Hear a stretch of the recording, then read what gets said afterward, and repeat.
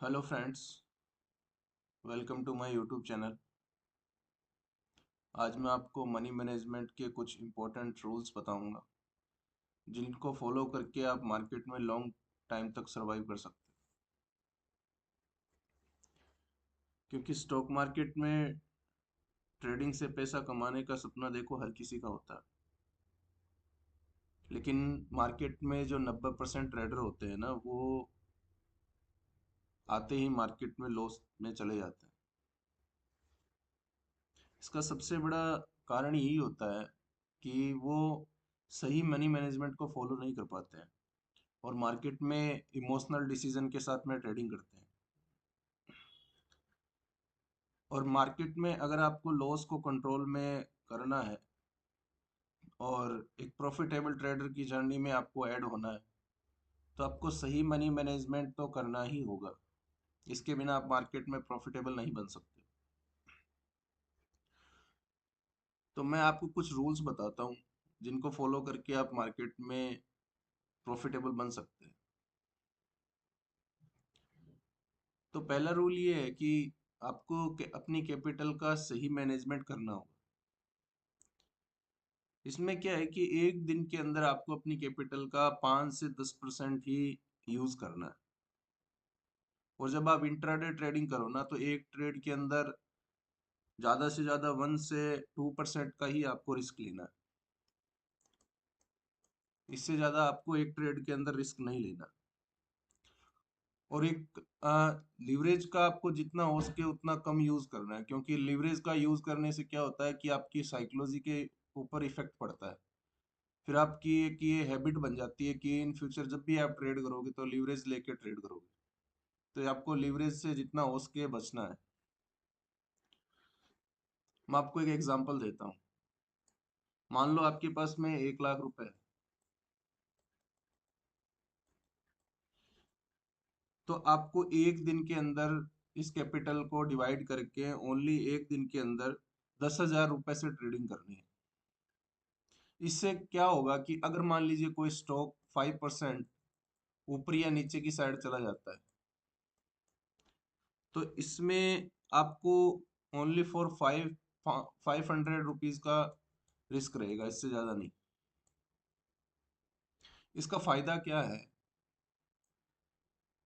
आप एक तो बड़े लॉस से बच जाओगे। एक ट्रेडर की सबसे बड़ी वीकनेस क्या होती है? मार्केट में बड़ा लॉस लेके बैठ जाना। तो इससे आप एक तो बड़े लॉस से बचोगे। और दूसरा क्या है कि आपकी कैपिटल है वो प्रोटेक्ट रहेगी। जिससे क्या है कि आप लॉन्ग टर्म में मार्केट में ट्रेडिंग कर पाओगे।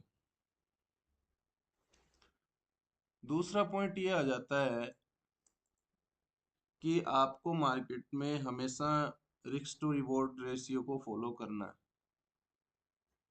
इससे क्या होगा कि आप मान लीजिए मार्केट में एक ट्रेड में 50 रुपए का रिस्क ले रहे हो, तो उसमें आपको टारगेट 1:2 या 1:3 का तो मिनिमम रखना ही रखना है। इससे कम के टारगेट में आपको मार्केट के अंदर ट्रेड करना ही नहीं है। और स्टॉप लॉस टारगेट पहले से डिसाइड करके रखो कि मार्केट में आप इस लेवल पे आप अपना ट्रेड एग्जीक्यूट कर रहे हो, तो इस पॉइंट पे आपका स्टॉप लॉस होगा और इस पॉइंट पे आपका टारगेट होगा। ये आपको पहले से डिसाइड कर लेना है। और आपका जब भी आप ट्रेड करो तो आपका एक ट्रेडिंग प्लान आपके साथ में होना चाहिए।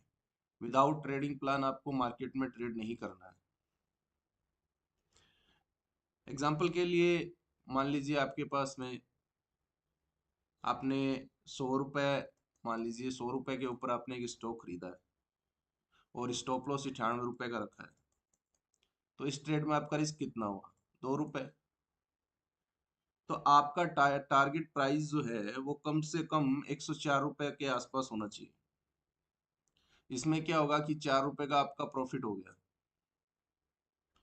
तो इसमें 1:2 का रिस्क टू रिवॉर्ड रेशियो बैठ रहा है। अगर मान लो इस ट्रेड में आपका टारगेट हिट नहीं होता है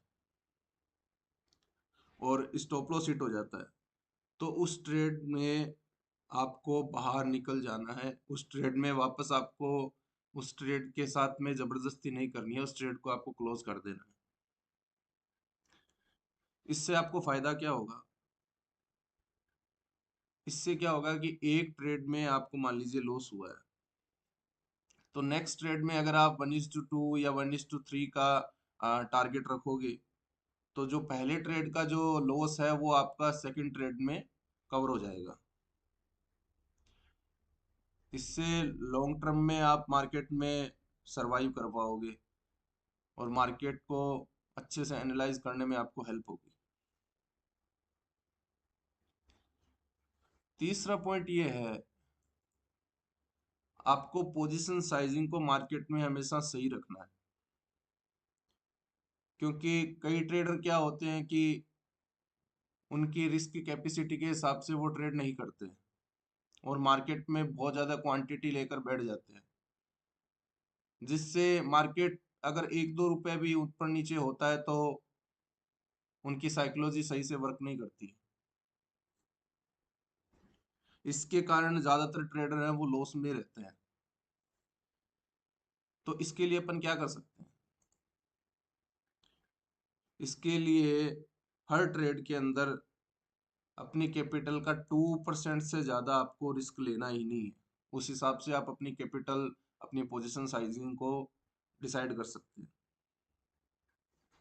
और बड़े लॉस से बचने के लिए आपको ट्रेलिंग स्टॉप लॉस का भी यूज़ करना चाहिए।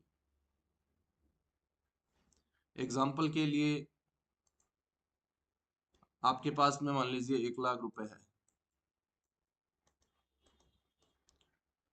और आप 2% का रिस्क ले रहे हैं और आपका स्टॉप लॉस 1% का है, तो इसका पोजीशन साइजिंग क्या होगा? इसमें 1 लाख इंटू 2% डिवाइड बाई 1%, तो इसमें आपको 2,000 रुपए की आपकी पोजीशन साइजिंग बैठती है। इससे ज्यादा का आपको ट्रेड नहीं लेना है। इससे क्या होगा कि आप एक तो बड़े लॉस से बच जाओगे और एक मार्केट में सबसे बड़ी इंपॉर्टेंट चीज होती है डिसिप्लिन। तो इससे क्या होगा कि आपकी डिसिप्लिन हैबिट बन जाएगी मार्केट में ट्रेडिंग करने की। और आपको, आप जब भी ट्रेड करो तो मार्केट में हमेशा जो अपना प्रॉफिट है वो सही टाइम पे बुक करो। ज्यादा लालच की चीजें मार्केट में नहीं चलती है। ज्यादा लालच करोगे तो मार्केट आपको जो प्रॉफिट दिया है वो भी लेके चला जाएगा। तो अपना टारगेट और स्टॉप लॉस प्राइस हमेशा सेट करके रखो मार्केट के अंदर कि इस पॉइंट पे आपको अपना टारगेट बुक करना है। इससे मान लो, जो मैं आपको एग्जांपल देता हूँ, अगर आपने स्टॉक का टारगेट मान लीजिए 110 रुपए रखा है और वो स्टॉक 108 रुपए पहुंच गया, तो आपको 50% क्वांटिटी 108 रुपए में आप बेच भी सकते हैं और बाकी का जो क्वांटिटी है उसके लिए स्टॉप लॉस 106 रुपए के आसपास में रख सकते हैं। इससे फायदा क्या होगा कि लॉस को अवॉइड कर सकते हैं, इससे आप अपने लॉस से बच सकते हैं। और ट्रेलिंग स्टॉप लॉस को अगर आप यूज करेंगे तो एक ट्रेड में आप ज्यादा प्रॉफिट भी कमा सकते हैं। पांचवा पॉइंट ये है कि आपको कभी भी अपने इमोशंस के साथ में ट्रेड नहीं करना है। आप जब भी मार्केट में आओ अपने लॉजिक के साथ में ट्रेड करो, अपने ट्रेडिंग प्लान के साथ में ट्रेड करो। क्योंकि ये जो लालच और डर है ना, ये मार्केट में आपका सबसे बड़ा दुश्मन होता है। तो इसके लिए आपको करना क्या है? इसके लिए आपको एक तो ओवर ट्रेडिंग से बचना है।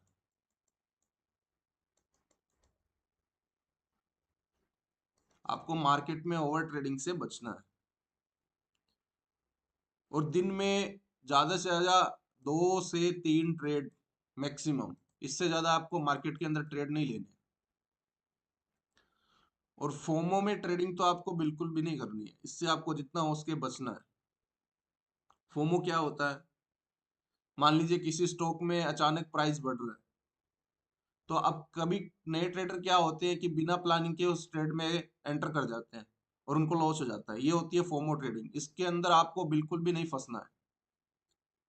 अपने साइकोलॉजी को कंट्रोल में रखो। और जिस दिन फ्रेंड्स आप अपने साइकोलॉजी को कंट्रोल में रखना सीख गए ना, उसके बाद आपको ट्रेडर बनने से कोई नहीं रोक सकता। एग्जाम्पल के लिए, मान लो आपने कंटिन्यूअसली 3 ट्रेड ले लिए, तो उस दिन ट्रेडिंग में अगर आपको 3 ट्रेड के अंदर लॉस हो जाता है, तो आपको उसी टाइम पे अपना ट्रेडिंग टर्मिनल बंद कर देना है। आपको एक दिन के अंदर 3 ही ट्रेड लेने हैं। अगर 3 ट्रेड के अंदर आपका स्टॉप लॉस हिट हो चुका है, तो आपको उस दिन ट्रेडिंग बंद कर देनी है। फिर नेक्स्ट डे आओ और नए ट्रेड के साथ में आप ट्रेडिंग कर सकते हो। इससे फायदा ये होगा कि आप डिसीजन सही से ले पाओगे। और इमोशनल जो ट्रेडिंग होती है, जो नए ट्रेडर इस में फंस जाते हैं, उससे आप बचोगे। तो ट्रेडिंग में कंटिन्यूअसली पैसा कमाने के लिए आपको सही डिसिप्लिन और मनी मैनेजमेंट बहुत ज़्यादा ज़रूरी है। तो फ्रेंड्स, ये कुछ मनी मैनेजमेंट के इम्पोर्टेंट पॉइंट्स थे जो मैंने आपको बताए हैं। इनको अगर आप सही से फॉलो करोगे, तो मैं 100% बोल सकता हूँ कि आप मार्केट में लॉन्ग टाइम तक सरवाइव कर सकते हो और अपनी ट्रेडिंग जर्नी को प्रॉफिटेबल बना सकते हो। अगर आप एक बार मेरे कहने पे अपने साइकोलॉजी को इम्प्रूव करने लग गए, अपनी साइकोलॉजी माइंडसेट को कंट्रोल करने में आपने अपना पूरा पूरा कोशिश किया, तो मैं कंफर्म बोल सकता हूँ कि आप मार्केट में प्रॉफिटेबल बन सकते हो। तो अगर आपको ये वीडियो अच्छा लगा, तो इस वीडियो को लाइक शेयर जरूर करें। और स्टॉक मार्केट से जुड़ी और भी जानकारी के लिए मेरे चैनल को सब्सक्राइब करना न भूलें। Thank you.